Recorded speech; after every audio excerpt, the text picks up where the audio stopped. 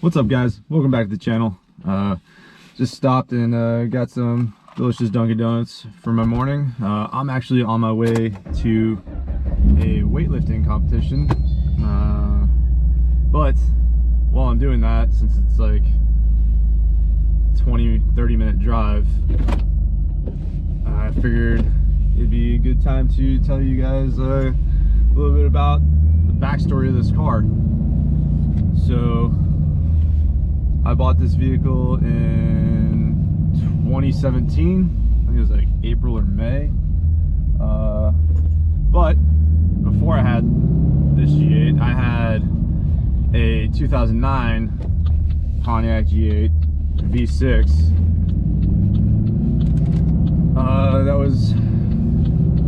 The color was a Pacific Slate Metallic. So if you guys don't know anything about that color, just go ahead and do yourself a favor and Google that real quick. Super beautiful car. I absolutely love that color of that car. So did my wife. She's actually mad I traded that car, or sold that car. But I'd owned that car outright. It was fully paid off. It had like 70,000 miles on it when I sold it to the dude that bought it from me. But I was just kind of bored with that car. I wanted to go fast. I wanted to drag race. I wanted to get into drag racing. And I wasn't really able to do that with the V6 platform. I mean, I had done like a cold air intake and axle back and some exterior mods to make it look a little bit better. But other than that, I mean, I had pretty much reached the limit of that car. So obviously at that point, I'm bored with it. Reached the limits. It's time to sell it. I wasn't prepared to go ahead and do the V8 swap that some people have done that have owned that car. I'd rather just sell it, buy a GT, which is what I did. So I went ahead, put the car on the market. Like I said, I take super good care of my cars. I do auto detailing on the side, so they're always super clean. Like, really good care of the car. Super clean car. I'd say it's probably a 9 out of 10 on the interior, and probably an 8.5 out of 10 on exterior for that car. And like I said, it only had like 70,000 miles on it. So when I sold it, I listed it for I think 10.5, which is wicked high. But I knew with the mods I had on the car and the way it looked, I could probably get that in this area that I'm in, or at least I could get close to it. Realistically, all I wanted was like 9,000 for it, but I listed it for 10.5, see what would happen. It sat on the market for like a month and a half, I think, because I listed it in February, and I don't think I started getting any bites until like late March, somewhere around there. Obviously tax season had came around and people started having money in their pockets, and you know, car buying goes up. So the first few offers I got they weren't really close to what I was looking for, so I just held on to the car. I wasn't in a rush to sell it. I mean, that's the beauty of having a paid off car. I didn't need to sell it. I just wanted to sell it because I was bored with it. So I just kind of held on to the car, waited for the right buyer. Finally, I found one. He offered 10,000. I was like, cool, deal. And then from there, this was 2017, so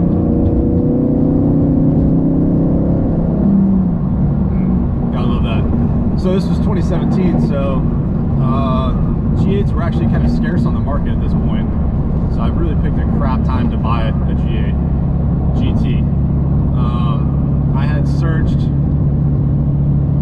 pretty much all over the country, almost all over the country. I was searching to about Mississippi for the right GT,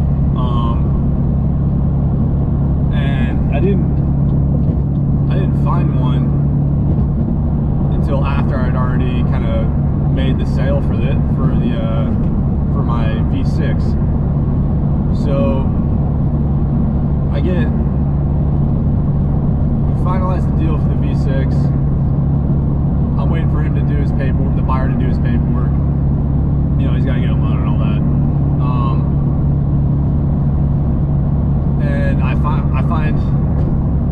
perfect GT. I mean, the exact same color that I already have, had mods that I had planned to do, so Cook's headers, solo exhaust, I think it was lowered on, it may have been HR springs, but I can't remember if it was or not, but the suspension was relatively stock, which was fine, because I had planned to build my suspension a certain way anyways, so that didn't bother me.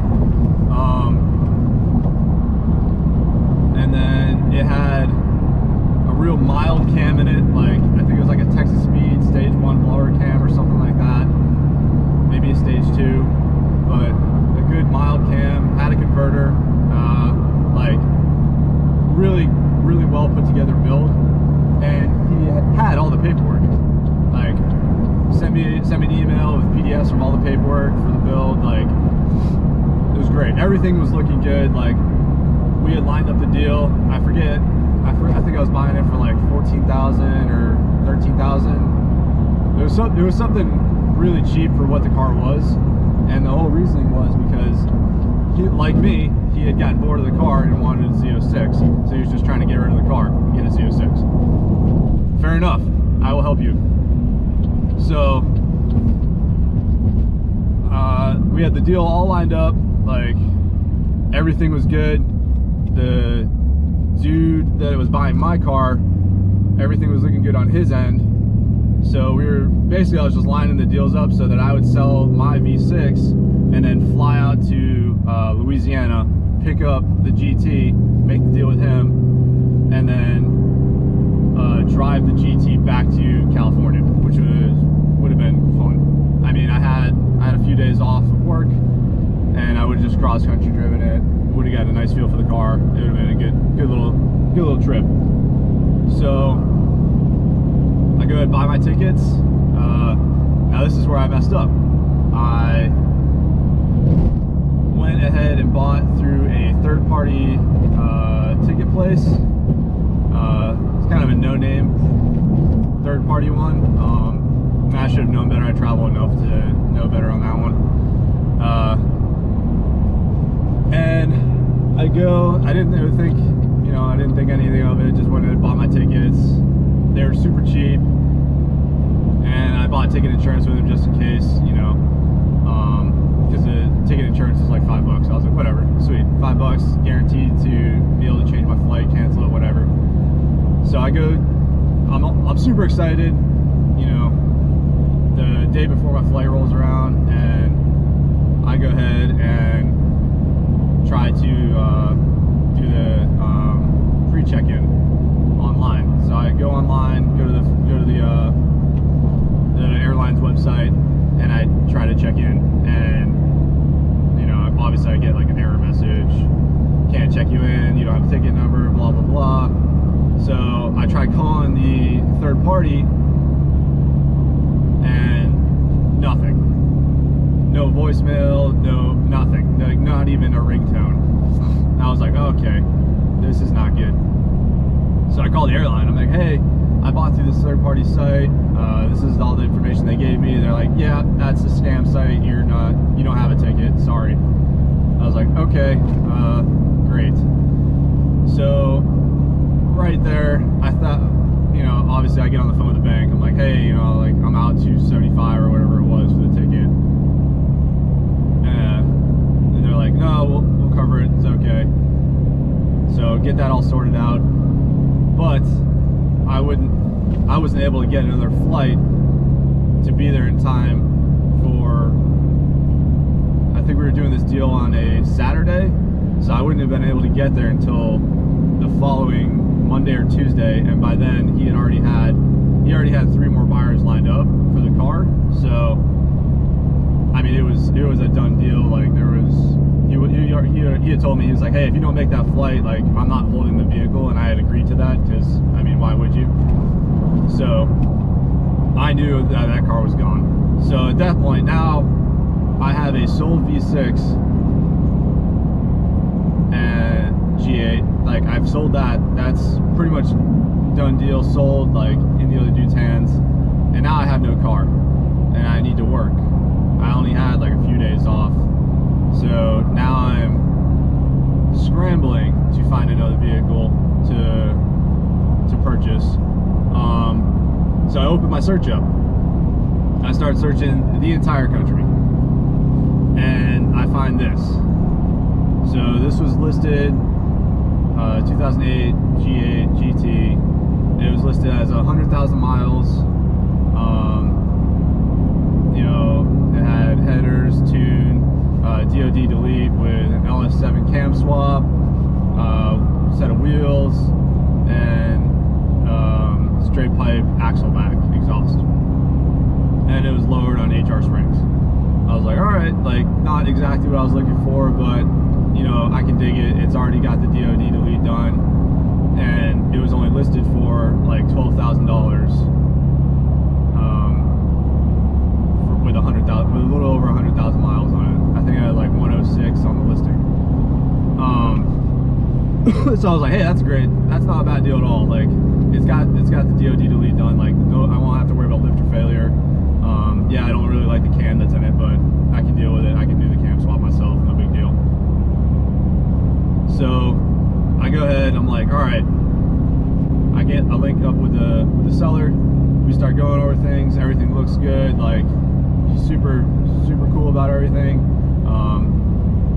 We FaceTime. He shows me the vehicle. He takes me for a ride in the vehicle through FaceTime. Shows me all the paperwork on FaceTime. And obviously we're on FaceTime, so the service is a little like, it's okay. Like, the picture's a little grainy, but I could see that there was actual paperwork there. You know, the title, everything was checking out. He was like, hey, I'll send you all the paperwork in the glove box when we ship it. Because at this point, I have to ship the vehicle. Like, I don't have the time to take off work anymore. Like, I have to go back to work. I'm bumming rides for my buddies. I have to ship the vehicle as soon as possible. So I line up the shipping. We cut a deal on the price. He ends up selling it to me for like $11,500 or $11,000, and then he covers half the shipping costs. I can't remember how I got that deal, but I did. He was in a hurry to sell it as well,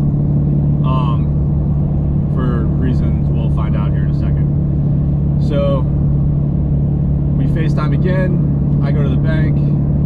I go to his bank. I deposit, like, hand him over to the teller so he can give her the access code, deposit the money into his account.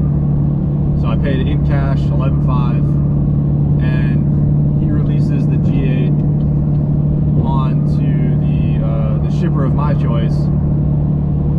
He releases the car once the money's in his account. Like, everything was golden. We were on FaceTime doing it. Everything looked good. He was like, hey, all the paperwork's in the car. Like, you're good. I was like, all right, thanks. So, like, 5 days goes by. Shipper got here super quick. So if you ever need to ship a vehicle, highly recommend going through UShip and Montway shipping. They're awesome. They were scheduled to be here in like 7 days. They got here in 5. Great service. Highly recommend those dudes. So car arrives. I mean, as soon as it's getting off the truck, and I'm like, all right, Indiana plates. That's kind of weird. The seller that I bought this car from was in Georgia.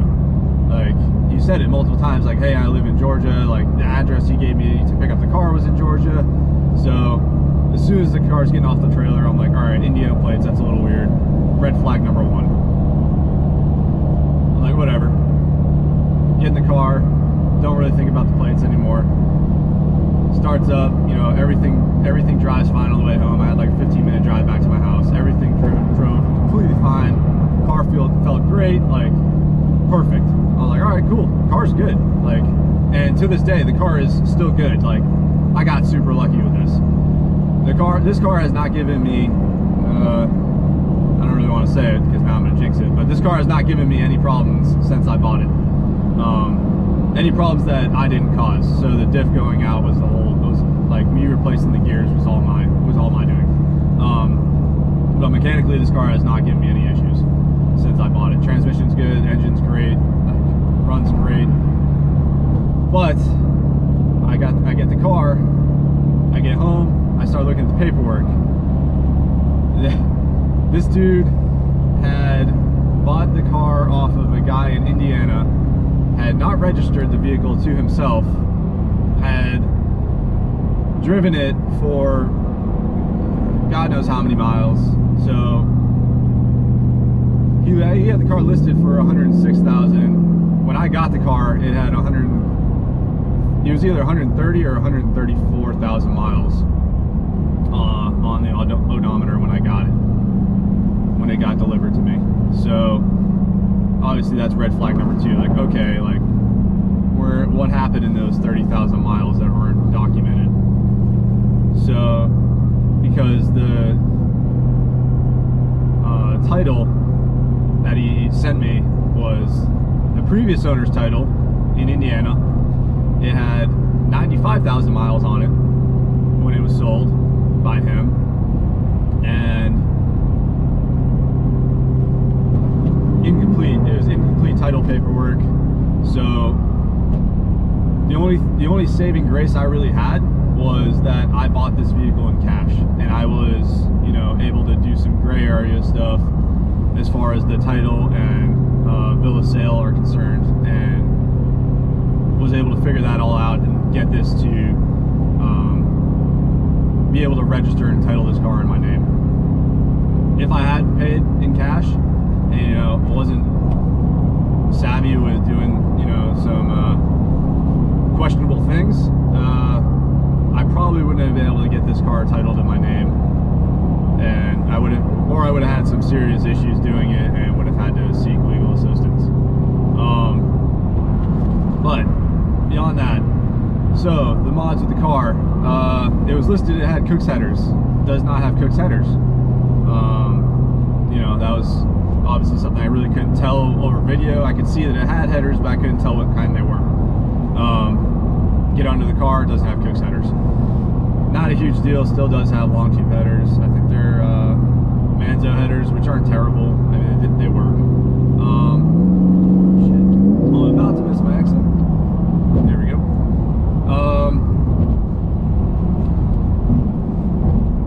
So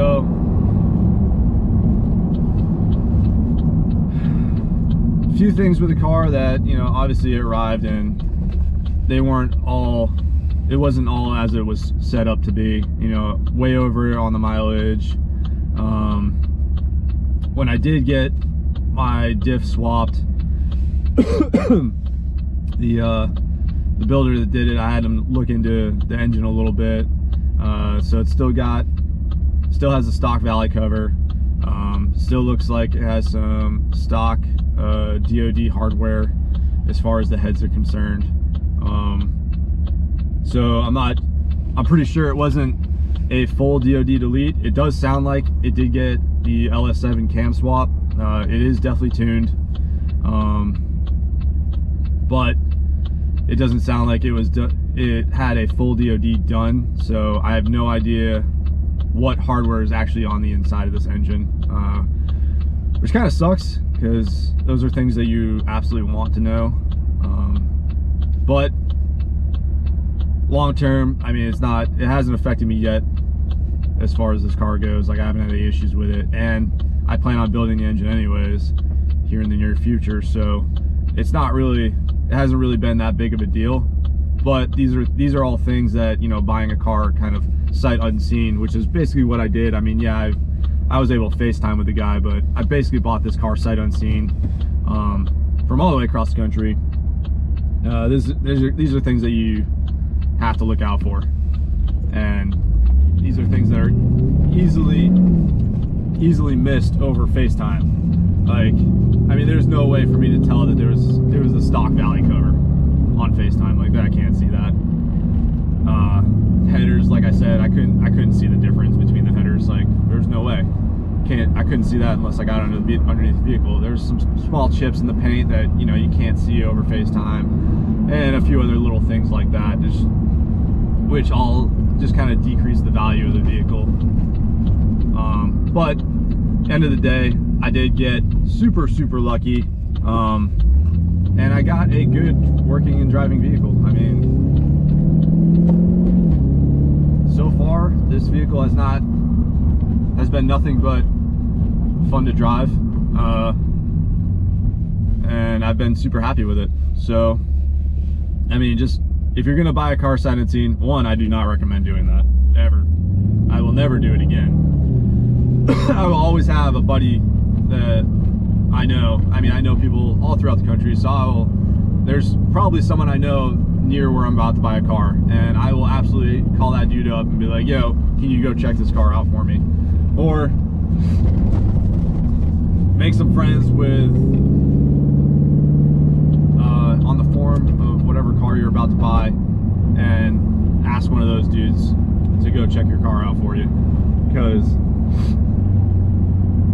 it'll just give you a better, really a lot better peace of mind. Really need to make this turn. I'm gonna get out of my way, dude. Freaking Tesla driving in a blind spot. Gotta love that.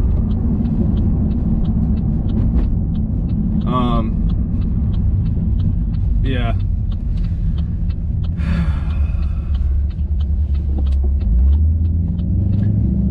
So I mean, that's basically the story of, you know, how I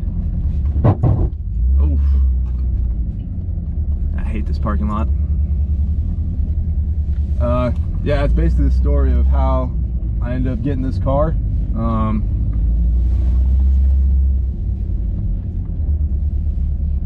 Hope you guys learned a little bit about not doing any of that, and I hope none of you all make the same mistake I made with buying a car sight unseen, because it is definitely not cool when you buy something or think you're buying something and get something completely different. And I really wish, honestly, I mean, I really wish I would have not been cheap and bought tickets to the airline